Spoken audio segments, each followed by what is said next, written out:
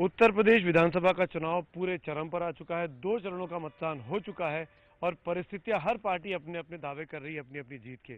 लेकिन भारतीय जनता पार्टी जो पिछली बार तीसरे नंबर की पार्टी थी, दमखम लगा रही है तमाम बहुत बड़े नेताओं की फौज के साथ। उनमें से एक बड़ा चेहरा इस वक्त मेरे साथ मौजूद है, यहाँ के सांसद गोरखपुर के योगी आदित्यनाथ जी। आपका बहुत बहुत स्वागत है न्यूज़ 18 इंडिया में। धन्यवाद जी। योगी जी, शुरू के 2 फेज के बाद की परिस्थिति पर अगर हम बात करें तो कहाँ खड़ा पाते हैं अपनी पार्टी को आप? भारतीय जनता पार्टी नंबर 1 की पार्टी जी। के रूप में उभरी है। उत्तर प्रदेश विधानसभा चुनाव की दृष्टि से भारतीय जनता पार्टी को 3rd नंबर की पार्टी कोई नहीं कह सकता। हमारे विरोधी भी ये मानते हैं कि भारतीय जनता पार्टी नंबर 1 पर चल रही है और भारतीय जनता पार्टी जो भी लड़ रहा है वो भारतीय जनता पार्टी से लड़ता हुआ दिखाई दे रहा है। कहीं सपा, कहीं बसपा, कहीं पश्चिम में राष्ट्रीय लोक दल था। तो प्रथम 2 चरण के मतदान के बाद स्थिति सामने आई है कि भारतीय जनता पार्टी इन सभी सीटों को लेकर के देखा जाए तो मान करके चलिए कि लगभग 140 के आसपास सीटों पर इलेक्शन हुए हैं। तो भारतीय जनता पार्टी लगभग अभी इसमें से 60% सीटों पर बढ़त बनाए हुए है। हमारी ये बढ़त आगे रहेगी तो एब्सोल्यूट मेजोरिटी के साथ सरकार प्रदेश में भारतीय आपके अध्यक्ष कहते हैं 140 में से 90 का आंकड़ा, आप भी उसी आंकड़े को मानेंगे? हाँ, मेरा ये मानना है कि हम 60% सीटों पर हमारी बढ़त है उन पे। ये चीजें शुरू में जरूर हम लोगों के लिए एक शॉकिंग था कि टिकट वितरण के तत्काल बाद ऐसा लगता था कि चुनाव हमारा वो आगे बढ़ नहीं पाएगा। लेकिन प्रथम चरण के चुनाव के 10 दिनों के अंदर ही प्रथम चरण का चुनाव जब होना था तो उसके 10 दिनों के अंदर तेजी के साथ चुनाव ने एक गति पकड़ी और बहुत अच्छी बढ़त हमारे प्रत्याशियों ने उसमें बनाई। 90 140 में से का मतलब ये हुआ, 60% का मतलब ये हुआ, अगर मैं सिंपल गणित लगाऊं तो 280 में से 140 का दुगना 280, 280 में से 180 और बची हुई 100-125 सीटों में से आपकी सरकार बन रही है। ये आंकड़ा मैं मानूं तो आप सिंगल लार्जेस्ट पार्टी या अपने दम पर सरकार बना रहे हैं? हाँ, हम लोग चुनाव के पूर्व इसी बात को लेकर के प्रारंभ भी किए थे यात्रा कि भारतीय जनता पार्टी को अपने दम पर प्रदेश में एब्सोल्यूट मेजॉरिटी की सरकार बनानी है और अभी भी हम इसी बात को लेकर लड़ रहे हैं कि हम प्रदेश में पूर्ण बहुमत की सरकार बनाएं। पूर्ण बहुमत की सरकार की आप बात कर रहे हैं तो क्या मैं इस वक्त उत्तर प्रदेश के भावी मुख्यमंत्री से बात कर रहा हूँ? नहीं, मैं किसी पद के लिए दावेदार नहीं हूँ और न मैं किसी चीज़ के लिए मेरा कोई आवेदन ही है। मैं पार्टी के एक सांसद के रूप में, कार्यकर्ता के रूप में भारतीय जनता पार्टी के विचारों, मूल्यों और आदर्शों को देखते हुए भारतीय जनता पार्टी के पक्ष में कैंपेन कर रहा हूँ। तो आप नहीं चाहेंगे कि आप मुख्यमंत्री बने अगर मेजोरिटी आती है तो भी? भारतीय जनता पार्टी का कोई कार्यकर्ता मुख्यमंत्री बने और भारतीय जनता पार्टी प्रदेश में अपने चुनावी घोषणा पत्र के अनुसार जनता के हितों के लिए कार्य करे और प्रदेश की जनता को 14 वर्षों की कुशासन से मुक्ति दिलाए। तो आप कार्यकर्ता है ना पार्टी के? हाँ, मैं पार्टी के कार्यकर्ता और एक सांसद के रूप में अपनी सेवाएं दे रहा हूँ। आप लगातार सांसद हैं पिछले 5 टर्म से, ये 6ठा टर्म कर रहे हैं आप भी अपने आप को मजबूत दावेदार क्यों नहीं मानते हैं? क्यों आप अपने आप को ये कहते हैं कि आप इस दौड़ में नहीं है? देखिए, हम लोग किसी चीज के दावेदारी में नहीं हैं। मैं राजनीति में मेरा आगमन इस बात के लिए नहीं कि मैं किसी पद और किसी प्रतिष्ठा के पीछे भागूं। एक योगी के लिए इस सब कोई मायने नहीं रखता है। हाँ, राजनीति मूल्यों और सिद्धांतों पर हो, राजनीति कुछ निश्चित आदर्शों को ध्यान में रख करके हो, राजनीति हमारी वर्तमान पीढ़ी के लिए और आने वाली पीढ़ी के लिए एक मानक स्थापित करे। उस दृष्टि से हम लोग राजनीति में हैं। आज हैं, कल छोड़ के फिर अपने वापस अपने आश्रम में जाकर के मठ को संचालित करेंगे। इसलिए ये सब बहुत महत्व नहीं रखता। लेकिन हाँ, भारतीय जनता पार्टी ने केंद्र में जिस मूल्यों की राजनीति की है, जिन आदर्शों को स्थापित किया है, देश को आगे बढ़ाने के लिए जो प्रयास प्रारंभ किए हैं वे स्वागत योग्य हैं। उत्तर प्रदेश को इस प्रकार की राजनीति की आवश्यकता है। आप मुझे बताइए, प्रधानमंत्री जी तमाम मठों में, मंदिरों में जाते हैं आशीर्वाद लेने के लिए, नेपाल गए, बनारस गए, कलकत्ता में गए। आपको लगता नहीं कि किसी मठ के किसी स्वामी को, किसी व्यक्ति को भी उनको भरोसा जताना चाहिए कि तुम अब सत्ता संभालो? मठ के आशीर्वाद उन्होंने बहुत लिए, मठ के किसी व्यक्ति को वो सत्ता सौंपे? देखिए, प्रधानमंत्री जी ने भारतीयता का, भारतीय संस्कृति का जो सम्मान देश और दुनिया में बढ़ाया है। आज भारत के प्रधानमंत्री दुनिया में कहीं जाते हैं तो पहले भारत के प्रधानमंत्री जाते थे तो ताजमहल का मॉडल वहां प्रस्तुत करते थे लोगों के सामने। आज जब भारत के प्रधानमंत्री दुनिया में कहीं जाते हैं तो रामायण और गीता भेंट में देते हैं, यानी ये हमारी भारतीयता की पहचान है। तो हमें ऐसे प्रधानमंत्री पर गर्व की अनुभूति करनी चाहिए। तो ऐसे प्रधानमंत्री को, एक मठ के स्वामी को, एक मठ के मुखिया को नहीं यूपी की कमान देनी चाहिए? मोदी जी सत्ता में हैं तो हम सब लोग सत्ता में हैं। प्रत्येक भारत का नागरिक सत्ता में है, ये मान के आप चलिए, और उसी के साथ हम कार्य भी कर रहे हैं। क्या मानूं, कार्य करता है मुख्यमंत्री का काम दिया जाएगा तो लिया जाएगा या नहीं लिया जाएगा? देखिए ये सब कोई मायने नहीं रखता है, ये सब हम लोगों के लिए कोई मायने नहीं रखता। क्या इसीलिए आपकी तस्वीर नहीं है पोस्टरों में? क्या इसीलिए स्वामी जी नहीं दिखाई दे रहे हैं, महाराज जी? देखिए हमारे लिए सब कोई मायने नहीं है। हमारे लिए मूल्य है, सिद्धांत हैं और विचारधारा को आगे बढ़ाने का एक प्रयास है, उस पर हम कार्य कर रहे हैं। आपको बुरा लगा था जब तस्वीर से पोस्टर छप के आया था? कभी नहीं, कभी नहीं। हम लोगों ने कभी इसके लिए ना कोई बातचीत की, ना इसके बारे में कोई, ना हमें किसी चीज के लिए अच्छा लगता है ना बुरा लगता है। आप 6 बार के सांसद हैं तो क्यों नहीं आपकी तस्वीर? आपको क्या लगता है क्यों नहीं है तस्वीर? देखिए ये कोई मायने नहीं रखता है। पार्टी ने कुछ मानक तय किए होंगे, उस पर जो खरा उतर रहा है पार्टी ने उसको। ऐसे क्या माना कि जिसमें आप खरे नहीं उतर रहे हैं? मैंने कहा ना, पार्टी के लिए जो उचित होगा पार्टी ने किया। पार्टी ने मुझे कैंपेन के लिए कहा, मैं कैंपेन में हूँ। अगर कहीं से मेरी आवश्यकता नहीं है, मैं जबरदस्ती वहाँ कैसे चला जाऊँ, और क्यों? मुझे जाना भी नहीं चाहिए। अगर कोई प्रत्याशी नहीं चाहता है कि मैं उसके प्रचार में जाऊँ तो मैं वहाँ क्यों जाऊँ? लेकिन अगर कहीं से किसी प्रत्याशी ने मुझे बुलवाया है या पार्टी ने मुझे कहा कि वहाँ से आपके लिए आया है कि आप वहाँ पर जाके एक सभा करें, मैं उसके लिए गया हूँ, प्रयास किया हूँ कि समय निकाल करके उसके लिए जाऊँ, और मैनिफेस्टो के अनुसार अपनी बातों को वहाँ पे रखा। आप क्या कहेंगे? अमित शाह जी की तस्वीर है, प्रधानमंत्री जी की तस्वीर है, उमा भारती जी हैं, राजनाथ सिंह है, कलराज मिश्रा हैं, स्वामी प्रसाद मौर्य जी तक है, देखिए आप नहीं हैं। ये सभी लोग मुझसे राजनीति में बहुत सीनियर हैं। प्रधानमंत्री जी देश के प्रधानमंत्री हैं। देश और दुनिया के सामने उनकी एक अलग अपनी छवि उन्होंने प्रस्तुत की है। देश और दुनिया के सामने एक आदर्श के रूप में उनकी छवि है। माननीय अमित शाह जी भारतीय जनता पार्टी के राष्ट्रीय अध्यक्ष के नाते वह काम कर रहे हैं, और एक अच्छा नेतृत्व पार्टी को उन्होंने दिया है। भारतीय जनता पार्टी को दुनिया में सबसे बड़े राजनीतिक दल के रूप में उन्होंने प्रस्तुत किया है। माननीय राजनाथ सिंह जी प्रदेश के मुख्यमंत्री रहे हैं, आज देश के गृह मंत्री हैं। कलराज जी संगठन के बहुत पुराने हमारे नेता हैं और केंद्र में मंत्री हैं। सुश्री उमा भारती जी देश की मध्य प्रदेश की मुख्यमंत्री थी, केंद्रीय मंत्री भी है। आपने केशव मौर्य जी हमारे प्रदेश के अध्यक्ष हैं। आखिर उनका एक क्राइटेरिया है, वे लोग उसमें आए हैं, और मुझे लगता है कि हम सब उसका स्वागत। बहुत ही सविनम्रता आपकी बात का काउंटर करता हूँ। उमा भारती जी मध्य प्रदेश की मुख्यमंत्री हैं, उनका उत्तर प्रदेश के पोस्टरों में जगह मिल जाती है। केशव प्रसाद मौर्य जी पहली बार बनकर आते हैं, अध्यक्ष बनते हैं, उनकी फोटो आ जाए। हाँ, प्रदेश अध्यक्ष हैं, ठीक है, मान रहा हूँ, मेरे भी मित्र हैं, नाराज नहीं होंगे हमारी बात सुन के। लेकिन आप 6 बार के एमपी हैं, आपको क्यों नहीं बनाया गया? मैं आपसे इसलिए पूछ रहा हूँ, कभी आपने सोचा कि क्यों नहीं आपकी तस्वीर है वहाँ? नहीं, देखिए ऐसा नहीं है। मैं संगठन के किसी पद पर नहीं हूँ।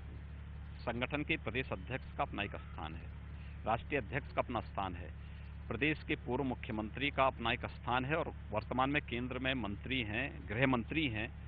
कलराज जी हमारे प्रदेश में संगठन के अध्यक्ष कई बार रहे हैं और केंद्र में मंत्री हैं।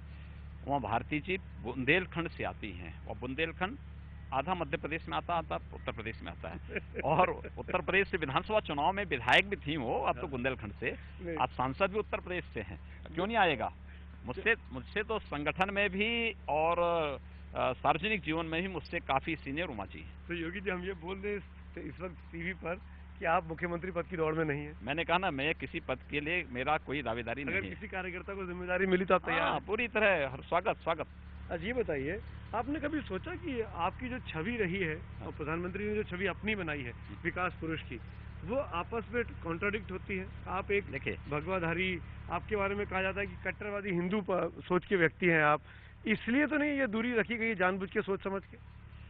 देखिए, मेरी जो छवि है वह जैसे है, पब्लिक जनता जो जिस रूप में मुझे देखना चाहता है, मुझे उसी में खुशी है। एक दूसरा, हिंदुत्व विकास का विरोधी नहीं है। मैं एक सांसद के रूप में गोरखपुर के विकास के लिए जो कुछ कर सकता हूं मैंने किया है, और मैं इसको प्रतिस्पर्धा के रूप में भी स्वीकार कर सकता हूं कि हिंदुत्व और विकास एक दूसरे के पूरक हैं, और हमने गोरखपुर में वो करके दिखाया है। फिर आप ऐसे बयान क्यों देते हैं जो विवाद बन जाते हैं? आप ऐसे बयान क्यों देते हैं? लव जिहाद की बात करेंगे आप पलायन की बात करेंगे आप। देखिए, पलायन एक सच्चाई है, हम कश्मीर की सच्चाई को क्यों भूल जाते हैं? हम लव जिहाद के मुद्दे को आखिर क्यों भूल जाते हैं? क्या केरल हाई कोर्ट ने और कर्नाटक हाई कोर्ट ने इस पर टिप्पणी नहीं की थी? क्या उन्होंने वहां की सरकारों को इस पर आवश्यक कार्रवाई और कानून बनाने के लिए आदेश नहीं दिया था? हम लोग सामान्य रूप से बात करते हैं कि साहब जो कोर्ट कहेगा हम उसको मानेंगे। वहां पे तो कोर्ट आदेश दे रहा है। दूसरा, ये बात केरल के प्रत्यक्ष में वहां के पूर्व कम्युनिस्ट मुख्यमंत्री ने स्वयं इस बात को उल्लेख किया था कि लव जिहाद केरल जैसे स्टेट को एक इस्लामिक स्टेट बदलने की साजिश का हिस्सा है। वहां के पूर्व मुख्यमंत्री बीएस अच्युतानंद जो कम्युनिस्ट मुख्यमंत्री थे, उन्होंने इस बात को स्वयं कोट किया था। मुझे ताज्जुब होता है कि इस प्रदेश में 5 वर्ष में 500 से अधिक दंगे हुए। अधिकतर दंगों की पृष्ठभूमि में ये इस प्रकार की छेड़खानी या लव जिहाद जैसी घटनाएं रही हैं। हम विकास की ओर हमें अग्रसर होना चाहिए, न कि दंगों की ओर। और दंगों को रोकना है तो उसकी पृष्ठभूमि में हमें जाना पड़ेगा, और उसके लिए ऐसे किसी भी प्रकार की गतिविधि को रोकना पड़ेगा जो विकास में बाधक हो, समाज के सौहार्द में बाधक हो। तो आप कह रहे हैं कि लव जिहाद जैसे मुद्दों को उछलना जरूरी है, उठाना जरूरी है सांप्रदायिक सौहार्द के लिए। ये जनता की पीड़ा है, और जनता की पीड़ा से जुड़े हुए मुद्दों का समाधान होना आवश्यक है। अगर कोई दो वयस्क भले अलग अलग धर्मों के हैं, हिंदू है मुसलमान है, आपस में शादी ब्याह करते हैं तो क्या आपत्ति है आपस? देखिए, मुझे किसी पे कोई आपत्ति नहीं, लेकिन विद्यालयों के बाहर खड़े होकर के आवारागर्दी करना, छेड़खानी करना, बालिकाओं को जबरन छेड़खानी करके जबरन उठवा के लेके चला जाना, अपहरण कर लेना, उन पर तेजाब फेंक देना, इस प्रकार की कार्रवाई को नहीं स्वीकार किया। ये सब काम सिर्फ मुसलमान लड़के ही करते हैं? जो भी कर रहा है ना, हिंदू जो भी करेगा उसके खिलाफ सख्त कार्रवाई होनी चाहिए। तो आप तो एंटी रोमियो स्क्वाड की बात करते हैं, रोमियो स्क्वाड की बात हमने कही है। क्यों? इसलिए कही है कि बालिकाओं की सुरक्षा आवश्यक है।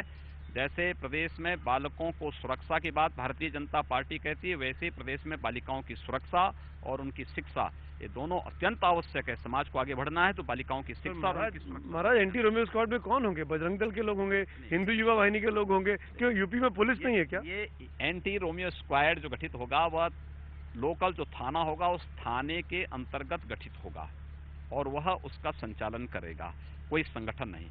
वही तो मैं बोल रहा हूँ, जब पुलिस है, थाना है, तो इसकी जरूरत क्या है? एंटी रोमियो स्क्वाड इसलिए जवाबदेही तय होगी। सामूहिक पलायन को रोकने के लिए डिप्टी कलेक्टर को तैनात इसलिए करेंगे जिससे प्रशासनिक अधिकारियों की जवाबदेही तय होगी, और थानों की जवाबदेही भी तय करने के लिए एंटी रोमियो स्क्वाड गठित होगा। तो इसका मतलब बाकी राज्यों में भी होना चाहिए? मध्य प्रदेश में क्यों नहीं है? राजस्थान में क्यों नहीं है? महाराष्ट्र में क्यों नहीं है? जहां ये समस्या है वहां होना चाहिए, और जहां समस्या कहीं भी, केवल यूपी की बात नहीं कर रहा हूं मैं, केरल में भी होना चाहिए, कर्नाटक में भी होना चाहिए, महाराष्ट्र में भी होना चाहिए। अगर मध्य प्रदेश में इस प्रकार की परिस्थितियां बनती हैं तो वहां भी होना चाहिए। तो अब तक क्यों नहीं किया गया? आपकी सरकारों ने, आपकी पार्टियों ने, वहां की सरकार ने विश्वास अर्जित किया है आम जन का, सुरक्षा का एक वातावरण बिना भेदभाव के प्रत्येक को दिया है। भारतीय जनता पार्टी की यही विशेषता है कि उसने विकास भी कराया है, सुरक्षा का माहौल भी दिया है। लेकिन क्राइम रिकॉर्ड ब्यूरो में मध्य प्रदेश में क्राइम ज्यादा है, यूपी में क्राइम कम है। अब मुझे अफसोस है कि आपको मध्य प्रदेश जैसा शांत राज्य में अपराध ज्यादा, सरकारी आंकड़े बोल रहा हूँ मैं, मेरे आंकड़े नहीं है। मैं कहता हूँ उत्तर प्रदेश के अंदर अगर अपराध को आपको देखना है, प्रतिदिन नेशनल क्राइम ब्यूरो कहता है कि उत्तर प्रदेश में 250 से 300 हत्या, लूट, अपहरण और बलात्कार की घटनाएं घटित होती हैं। 2014-15 में 3400 से अधिक यहाँ पर अपराध हुए थे, बलात्कार के, हत्या के, लूट के, अपहरण के, और 15-16 में घट करके 9000 से ऊपर हो गए हैं। ये सब क्या आंकड़े बताते हैं? ये कोई कानून का राज है यहाँ पे, या अराजकता है, गुंडागिर्दी है, गुंडा राज है? इस प्रकार के राज से जनता को मुक्ति तो मिलनी ही चाहिए, और इस कुशासन से मुक्ति के लिए भारतीय जनता पार्टी सुशासन लाने की बात कर रही है। अगर मुसलमानों की आबादी बढ़ रही है तो आपको चिंता किस बात की है? मैं इसलिए चिंतित हूं कि इस देश में नए पाकिस्तान का उदय न हो, और भारत ही नहीं दुनिया के अंदर किसी भी लोकतांत्रिक देश में जनसांख्यिकीय संतुलन खतरे की घंटी है। दुनिया के अंदर आज जो आतंकवाद सिर चढ़ करके बोल रहा है उसके पीछे जनसांख्यिकीय संतुलन है। इस देश में गुलामी के कलंक नहीं चलेंगे और 6 दिसंबर 1992 को गुलामी का कलंक अयोध्या से हट चुका है। अब मार्ग शांति से होना है। भव्य मंदिर का निर्माण शांति से और सबकी सहमति से होगा।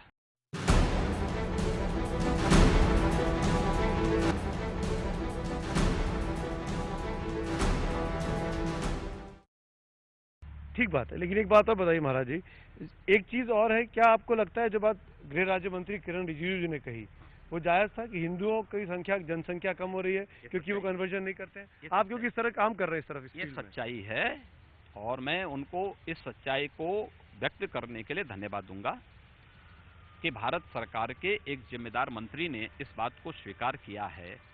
और ये केवल उन्होंने नहीं, मैं आपको बताऊं, कांग्रेस की सरकार थी, उस समय के गृह मंत्री को मैंने अपने कुछ प्रश्न लिख दिए थे, खासतौर से जो संसद के प्रश्न थे। मेरे स्वयं के प्रश्न पर उस समय की सरकार ने नॉर्थ ईस्ट के बारे में, वहां धर्मांतरण की घटनाओं को स्वीकार किया था, चर्च की उनकी भूमिका के बारे में उन्होंने स्वीकार किया था। आज हम सच्चाई को भी न स्वीकार करें, ये कौन सी बात हुई? केंद्रीय गृह राज्य मंत्री किरण रिजिजू ने जो बात कही है एकदम सच है। आप 1991, 2001, 2011 के जनगणना के आंकड़ों को देखिए। 1951 की जनगणना के आंकड़े बताते हैं कि भारत में 84.1% हिंदू है भारत के अंदर, और 2011 के आंकड़े बताते हैं कि 79.1% हिंदू रह गए हैं। ये 5% हिंदू इन 60 वर्षों में कम हुआ है। कहां तस्वीर लेके जा रहे हैं ये? 1951 कह रहे हैं कि जो कम हुआ है ये कन्वर्जन हुआ इनका? हाँ, ये दोनों प्रकार की चीजें हैं। इसमें कन्वर्जन भी हुआ है, दूसरा उसकी आबादी का रेट भी कम है। दोनों प्रकार के कारण उसमें हैं। और मुझे लगता है जनसांख्यिकी असंतुलन किसी भी प्रभुत्व संपन्न राष्ट्र की एकता और उसकी भावी स्वाधीनता के लिए खतरा पैदा कर सकता है। एक आंकड़ा और भी है 2001 और 2011 का जनसंख्या का। जिस रेशो में जनसंख्या में नियंत्रण मुस्लिम आबादी में हुआ है वो हिंदू आबादी में नहीं हुआ है। गलत बोल रहे हैं। नहीं, आप इस सच्चाई को संभवतः नहीं स्वीकार कर रहे हैं। 2011 की या 2000 डरते क्यों हैं? अगर मुसलमानों की आबादी बढ़ रही है तो आपको चिंता किस बात की है? मैं इसलिए चिंतित हूं कि इस देश में नए पाकिस्तान का उदय न हो, और भारत ही नहीं दुनिया के अंदर किसी भी लोकतांत्रिक देश में जनसांख्यिकीय संतुलन खतरे की घंटी है। दुनिया के अंदर आज जो आतंकवाद सिर चढ़ करके बोल रहा है उसके पीछे जनसांख्यिकीय संतुलन है, और इसलिए भारत में भी जनसांख्यिकीय संतुलन को सख्ती के साथ रोका जाना चाहिए। एक दूसरा, यह मेरी स्वयं की का भय नहीं, इस राष्ट्र का भय है। राष्ट्र के संभावित खतरे हैं। कश्मीर में उपद्रव क्यों है? आखिर जम्मू शांत है लेकिन कश्मीर उपद्रवग्रस्त क्यों है? क्या आप उसके लिए पाकिस्तान को जिम्मेदार ठहराते हैं? पाकिस्तान का मामला धर्मांतरण का मामला है क्या? कश्मीर का मामला तो पाकिस्तान का मामला है, वो डिस्प्यूट कोई मामला नहीं। कश्मीर भारत का हिस्सा है, और कश्मीर भारत का हिस्सा होने के बावजूद कश्मीर में बार बार ये तनाव क्यों पैदा हो रहा है? हमें इस सच्चाई को भी तो स्वीकार करना चाहिए। समस्या ये है कि हम सच्चाई को स्वीकार करने की स्थिति में ही नहीं, हम जानना ही नहीं चाहते बीमारी की जड़ क्या है। केवल एक वो हर चीज के लिए हम बोल दे रहे हैं कि पाकिस्तान क्यों आ जा रहा है? वहां पाकिस्तान क्यों दिल्ली में क्यों नहीं हस्तक्षेप पाकिस्तान का है? कश्मीर में ही क्यों है?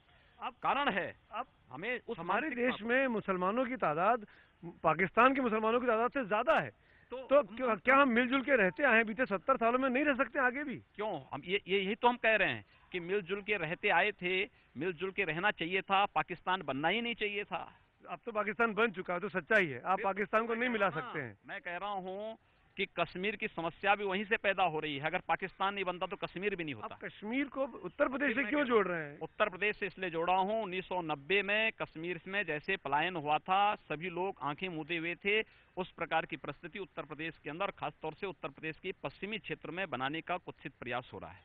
आप ये कह रहे हैं कि जानबूझ के किया जा रहा है, राजनीतिक पार्टियां कर रही हैं? हाँ, सपा बसपा की नीतियां इस प्रकार की हैं। इन दोनों दलों में होड़ इस बात का है कि प्रतिस्पर्धा विकास की नहीं है, भ्रष्टाचार पर अंकुश लगाने का नहीं है, अराजकता को रोकने का नहीं है, प्रदेश के प्रत्येक व्यक्ति के विकास और प्रत्येक को सुरक्षा का नहीं। प्रतिस्पर्धा इस बात की है कि कौन कितने अधिक मुस्लिम प्रत्याशी दे सके। वोट बैंक बना करके अगर आप मुसलमान को रख देंगे तो समस्या का समाधान आई एम नहीं होगा। सॉरी, मैं आपसे थोड़ा सा डिसएग्री करूंगा स्वामी जी, और इसलिए कर रहा हूँ। आप भी तो, मैं 1988 की बात है, मेरी उम्र 14-15 साल की थी, तब मंदिर का मामला उठा था। आज मैं 43 साल का हो रहा हूँ, मंदिर का मुद्दा कहाँ है? मैं अभी अयोध्या के सामने से निकल कर आया, वही जगह वही मंदिर, कहाँ है भव्य मंदिर? आपने तो हिंदू का मामला उठाया। हमने कभी मामला नहीं उठाया। अयोध्या में राम जन्मभूमि का जो आंदोलन है वो विश्व हिंदू परिषद के नेतृत्व में राम जन्मभूमि मुक्ति की समिति ने उठाया था और वो उस पर काम कर रहा, आज भी काम कर रहा है। आप साथ थे ना उसके? आपकी हमदर्दी है ना? आज भी हूँ मैं। तो मंदिर कहाँ है? ये तो कहते हैं विपक्ष आपके ऊपर कि नारा देंगे पर मंदिर नहीं बताएंगे। 456 वर्षों से बना हुआ ढांचा हट गया है, गुलामी का ढांचा हटा है। हटने के बाद नया निर्माण तब होगा ना जब पुराना ढांचा हटेगा। आपकी सरकार के 2.5 साल हो गए, पौने 3 साल हो गए, क्या काम हुआ? इंतजार करिए, मंदिर बनेगा, अवश्य बनेगा। कैसे बनेगा? हम बताएंगे ना कैसे बनेगा। मैंने आपको एक बयान पढ़ा, हमने इस बात को स्पष्ट कर दिया है कि सरकार आने दीजिए, संवैधानिक दायरे में रहकर के अयोध्या में राम मंदिर के निर्माण का मार्ग निकालेंगे। मतलब आप उत्तर प्रदेश में सरकार अगर बन जाएगी तो राम मंदिर का रास्ता भी साफ हो जाएगा? बिल्कुल निकलेगा। ऐसे में अल्पसंख्यक आपको वोट क्यों देगा? आप तो डरा रहे हैं कह के। हमने ये अल्पसंख्यक और बहुसंख्यक इसीलिए आपने एक भी टिकट नहीं दिया। ये बहुसंख्यक समाज की भावनाओं का मामला है, और जैसे हम अल्पसंख्यक भावनाओं को सम्मान दे रहे हैं, हज सब्सिडी दे रहे हैं, उनको हर प्रकार की सुविधाएं दे रहे हैं, वैसे ही बहुसंख्यक समाज की भावनाओं को सम्मान देना भी उनका भी दायित्व बनता है। सभी लोग देंगे। और अयोध्या में जहां रामलला विराजमान है वह भूमि राम जन्म भूमि है।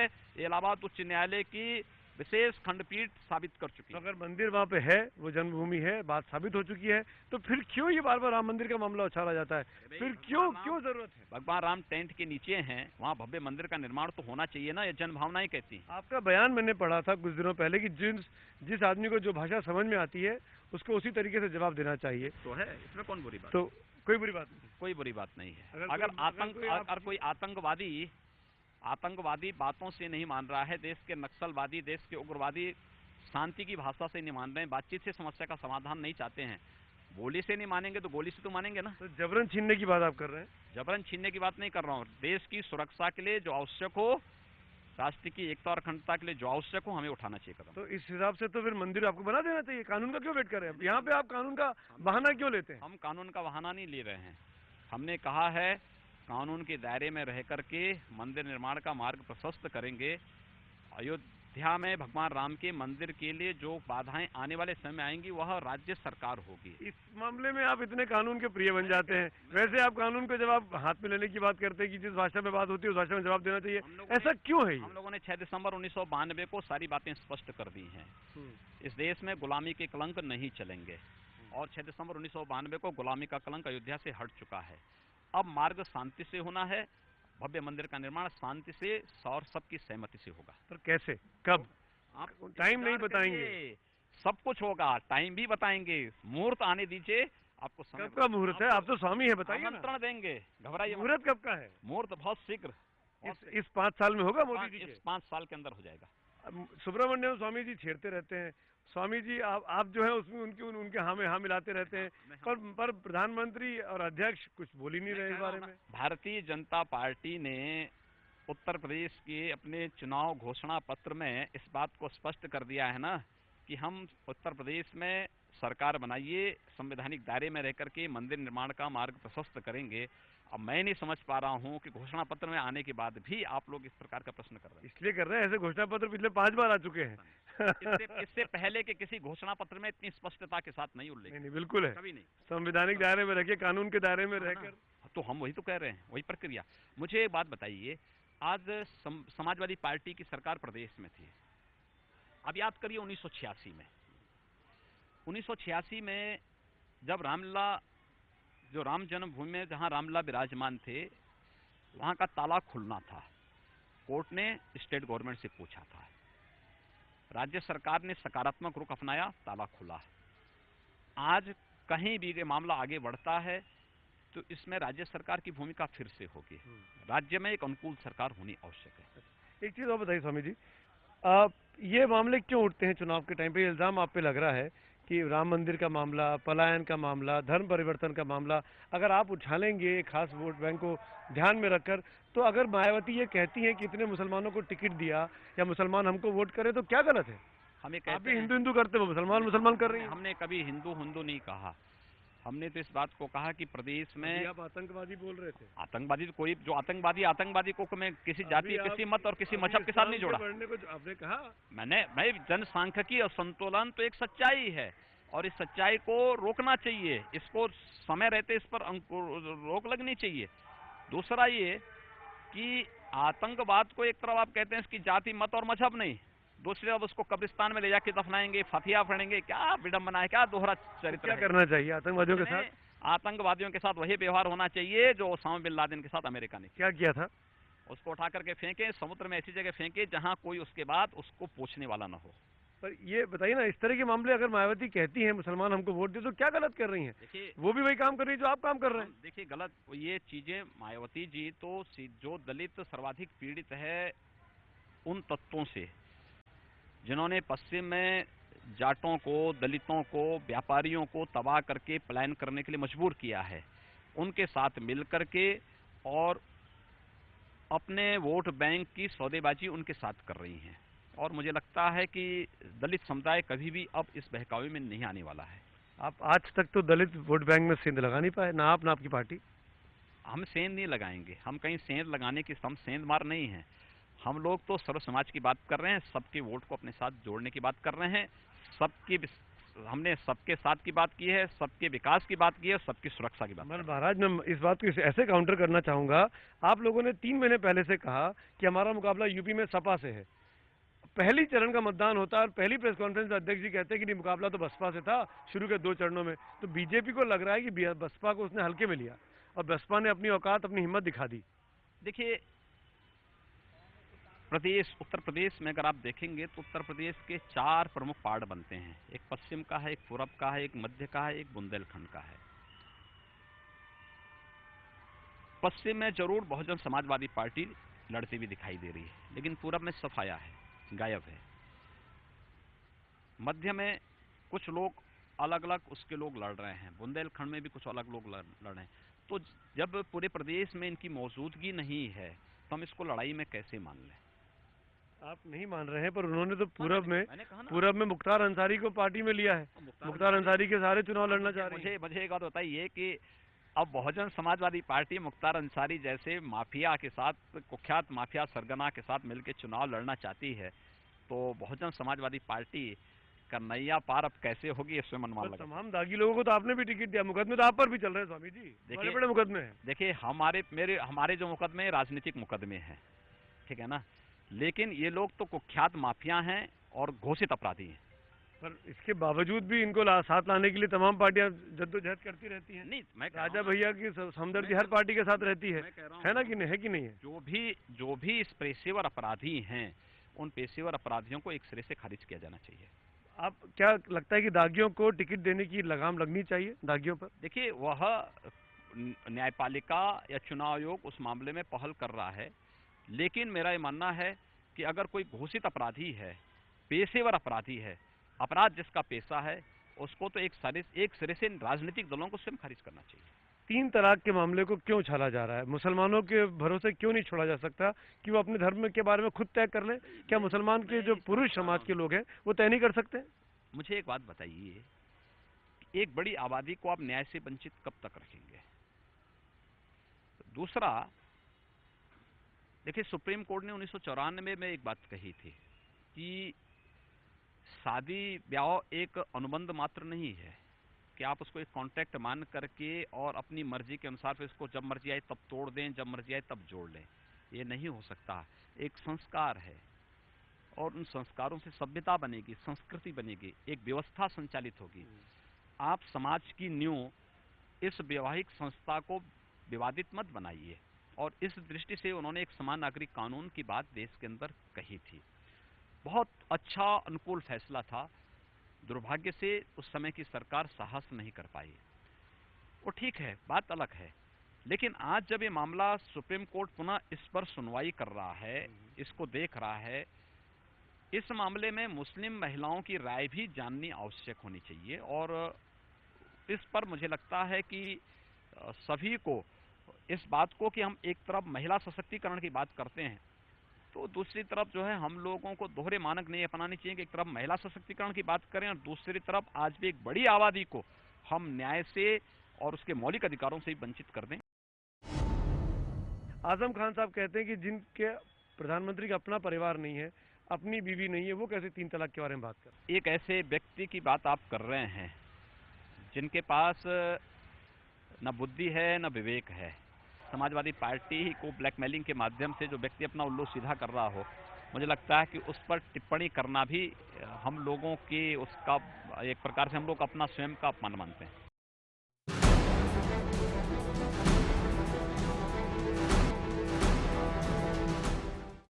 दोहरे मानकों की बात कर रहे हैं। आपने अभी कहा कि बढ़ती आबादी इस्लाम की चिंताजनक है, ये नहीं होना चाहिए। फिर आप इतनी बड़े हितैषी कैसे बन रहे हैं मुस्लिम महिलाओं के? देखिए, सवाल ये है कि मुस्लिम महिलाओं को न्याय मिलना चाहिए कि नहीं मिलना चाहिए, और ये तो उनकी राय जानने की बात सरकार नहीं कर मुस्लिम समाज तय करेगा ना, पुरुष बैठ के तय करेंगे ना। आपने मौका क्यों नहीं दिया आपस में करने के लिए? सरकार उनकी राय जानेगी मुस्लिम महिलाओं की कि उनकी राय क्या है। अगर उनकी राय ये होगी कि 3 तलाक की प्रथा बंद होनी चाहिए, वो बंद हो। सरकार प्रदेश की भाजपा की बनने वाली सरकार सुप्रीम कोर्ट में जाएगी। नहीं, पर आप मुस्लिम समाज के लोगों को सरकार बिठाती, मोदी जी बुलाते, अल्पसंख्यक विभाग के मंत्री बुलाते और चर्चा करते कि शिया क्या सोचते हैं, सुन्नी क्या सोचते हैं, अलग अलग धर्मगुरु क्या सोचते हैं। इसीलिए कहा है कि मुस्लिम महिलाओं को यह अधिकार मिलना चाहिए कि वे अपनी राय से न्यायालय को अवगत करा सके। मैं वही आपसे कह रहा हूँ कि ये मामले चुनाव के टाइम पे क्यों उठाए जा रहे हैं, जब उत्तर समय प्रदेश में इतनी बड़ी तादाद है मुसलमानों की। चुनाव के समय नहीं है, ये पहले से ये मामले चल रहे हैं और सुप्रीम कोर्ट में ये मामला ऑलरेडी चल रहा है। आजम खान साहब की टिप्पणी आई कल के सुप्रीम कोर्ट के फैसले के बाद, जो सुप्रीम कोर्ट ने कहा कल कि समान नागरिक संहिता, समान कानून पे हम टिप्पणी नहीं करेंगे, उसको छोड़ देना चाहिए, ये इनका आपस का मामला है। आजम खान साहब कहते हैं कि जिनके प्रधानमंत्री का अपना परिवार नहीं है, अपनी बीवी नहीं है, वो कैसे 3 तलाक के बारे में बात कर रहे हैं? देखिए, एक ऐसे व्यक्ति की बात आप कर रहे हैं जिनके पास न बुद्धि है न विवेक है, और जिन्होंने केवल राजनीति को ब्लैकमेलिंग के माध्यम से, समाजवादी पार्टी को ब्लैकमेलिंग के माध्यम से जो व्यक्ति अपना उल्लू सीधा कर रहा हो, मुझे लगता है कि उस पर टिप्पणी करना भी हम लोगों की उसका एक प्रकार से हम लोग अपना स्वयं का अपमान मानते हैं। आपको लगता है कि तमाम मुस्लिम धर्मगुरु जो खुलकर आए हैं, बयान आए बीते 3-4 दिनों में कि बसपा के लिए वोट करें, बसपा के लिए वोट करें, समाजवादी पार्टी से उनका मन उचट चुका है? देखिए, समाजवादी पार्टी की स्थिति तो आज उत्तर प्रदेश में बड़ी अजीब सी हो चुकी है, और बड़ी चालाकी के साथ समाजवादी पार्टी ने प्रदेश के अंदर ऐसा माहौल बनाने का प्रयास किया पहले कि इनकी नाकामयाबियों से जनता का ध्यान हट सके। मुझे लगता है कि उसमें जब ये लोग काफ़ी हद तक सफल नहीं हो पाए, तो उसके बाद कांग्रेस के गठबंधन करके इन्होंने अपने पाप को धुलने का प्रयास किया। लेकिन जनता कांग्रेस के 10 वर्ष के यूपीए शासन के कार्यकाल को भूली नहीं है, क्योंकि 2.5 वर्ष पहले तक कांग्रेस देश के अंदर इस प्रकार की लूटमाट मचाई हुई थी। अब उनके पास एक नया बहाना है कि साहब राहुल गांधी जहां जाते हैं चुनाव हारना ही है, इसलिए चुनाव तो हम इसलिए हारे हैं क्योंकि राहुल गांधी के साथ हमने कर लिया था। इसलिए जो है समाजवादी पार्टी अपने पाप को राहुल गांधी के मत्थे मढ़ना चाहती है। यह तय है समाजवादी पार्टी को प्रदेश में पूरी तरह हार होनी है। प्रथम और द्वितीय चरण के चुनाव ने इस बात को साबित भी कर दिया है। इसीलिए मुसलमान भाग रहा है बसपा की तरफ। देखिए, यह हर मतदाता को सोचना है कि प्रदेश का हित कौन कर सकता है, प्रदेश में कौन अच्छी सरकार दे सकता है, कौन विकास करा सकता है, कौन सुरक्षा दे सकता है। आपको लगता है मुसलमान आपको वोट करेंगे, आपकी पार्टी को वोट करेंगे आपके इलाके में? देखिए, मैंने कहा जो भारत का नागरिक है, हम हर एक नागरिक से अपील करेंगे, उत्तर प्रदेश के प्रत्येक नागरिक से, उत्तर प्रदेश के विकास और उत्तर प्रदेश के भविष्य को देखने वाले प्रत्येक व्यक्ति से हम अपील करेंगे कि विकास और सुरक्षा के मुद्दे पर वो भारतीय जनता पार्टी को। महाराज, आप उनको एक तरह से आतंकवादी बोल रहे हैं, फिर आपने इस्लाम से कहा कि खतरा बढ़ रहा है देश की। मैंने किसी जाति, किसी मत और मजहब से खतरे की बात नहीं की, लेकिन मैं इस बात को कहता हूं कि देश क्यों बटा, इस पर चर्चा होनी चाहिए। कश्मीर में उपद्रव का कारण क्या है, इस पर चर्चा होनी चाहिए। लोकतंत्र चर्चा का विषय है, और लोकतंत्र में चर्चा अगर नहीं होगी तो कहां चर्चा होगी। हमें हर चीज के दोनों पक्ष होंगे, सही पक्ष होगा, बुरा पक्ष होगा, दोनों पे चर्चा करके फिर एक निष्कर्ष पर पहुंचना चाहिए। मैं आपको पूर्वांचल का बाला साहब ठाकरे बोलूं तो आप खुश होंगे?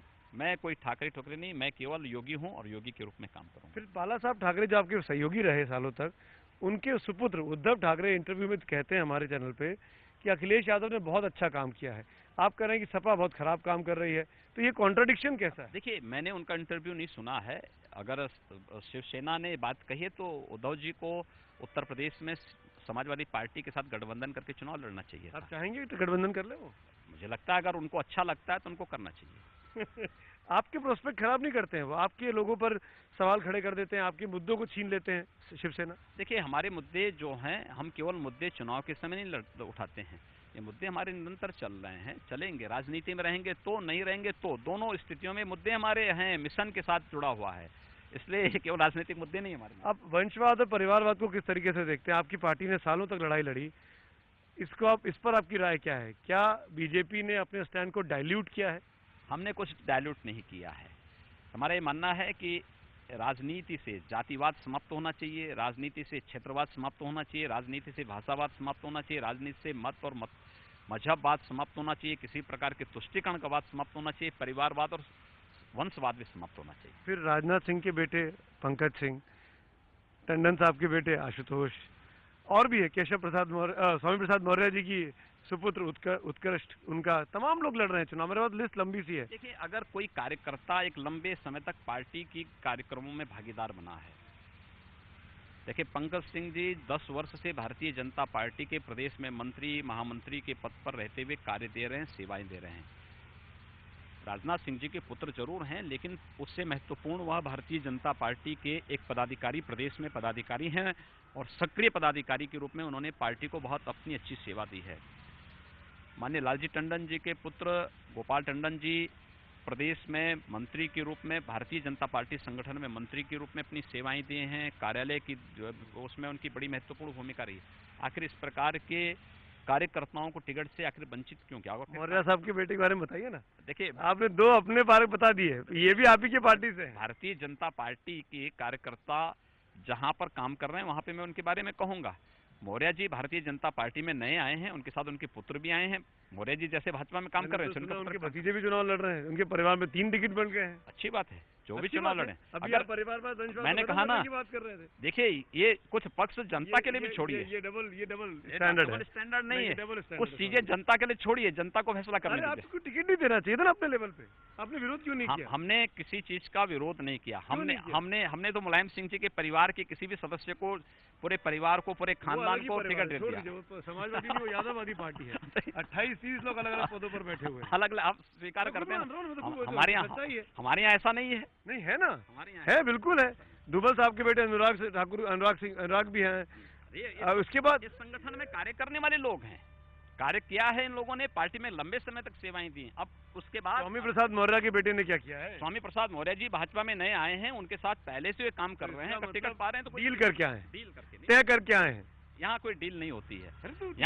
यहाँ अगर कोई व्यक्ति पार्टी के पास अपने कार्यकर्ता नहीं थे? देखिए, भारतीय जनता पार्टी के मूल्यों और सिद्धांतों पर विश्वास करके कोई आया है, उस पर काम करना चाहता है तो स्वागत है। तो अगर मैं और मेरा बेटा शामिल हो जाए तो मुझे भी टिकट मिल जाएगा? ये ना, आप अजीब बात कर रहे हैं आप। अरे कैसी बात? वो स्वामी प्रसाद मौर्य बसपा में रहे सालों तक।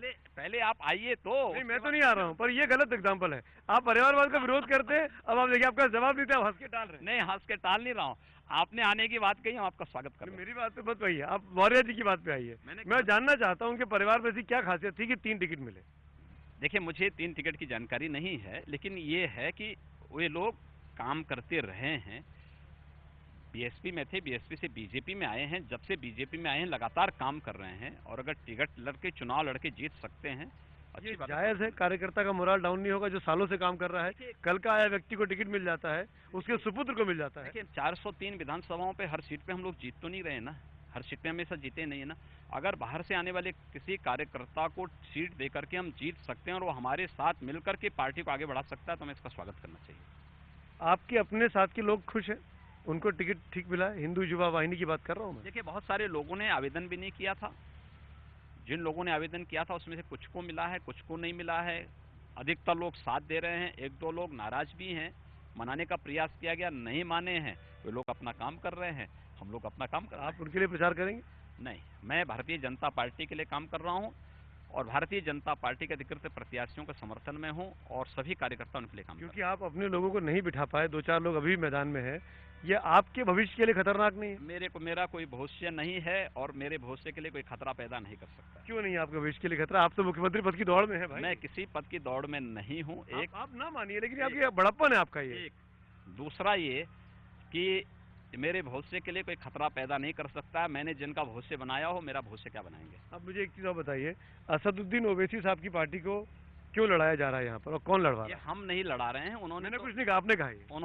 उन्होंने तो समाजवादी पार्टी के साथ कोई गठबंधन किया है, बहुजन समाजवादी पार्टी के साथ कोई गठबंधन किया है। ये सब मिलजुल करके लड़ रहे हैं और ये लोग भाजपा को रोकना चाहते हैं, लेकिन पब्लिक इनको रोकेगी, भाजपा को सत्ता में बिठाएगी। नहीं पर स्वामी जी, भाजपा को कैसे रोकेगी? आप जब आपस में, आपकी पार्टी में टिकट ठीक से नहीं बटे, पूरब में दिक्कत है, पश्चिम में दिक्कत रही, मध्य में दिक्कत है, बहुत लोग नाराज चल रहे हैं, आपको लगता है आपका काडर खुश है? सभी कार्यकर्ता, हाँ, शुरू में थोड़ी बहुत नाराजगी थी।